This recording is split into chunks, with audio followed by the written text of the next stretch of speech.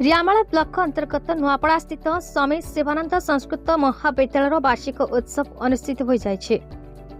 महाविद्यालय अध्यक्ष पंडित रोहित कुमार दासंक प्रत्यक्ष तत्वावधान देवगढ़ विधायक मान्य रोमांच रंजन विश्वाल उत्सव को उद्घाटन करथिबा बेले सम्मानित अतिथि भाव जिला बीजेडी सभापति इंजीनियर चित्तरंजन प्रधान परमेश्वर प्रधान जोगदे छात्र छात्री को बहु सारगर्भक वक्तव्य प्रदान करथिले।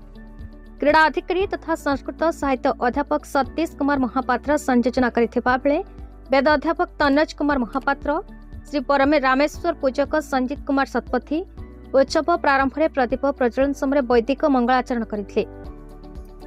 उक्त उत्सव में वरिष्ठ और कनिष्ठ विभाग में मोट 28 प्रतियोगितार प्रतियोगी को ट्रॉफी और प्रमाणपत्र दे मुख्य अतिथि पुरस्कृत करथिले।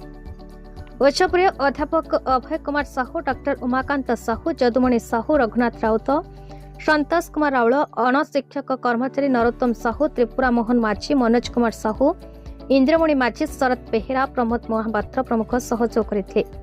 शेष में समस्त को मिष्टान्न बंटन करा। टिकलाल त्रिपाठी रिपोर्ट, भारत न्यूज।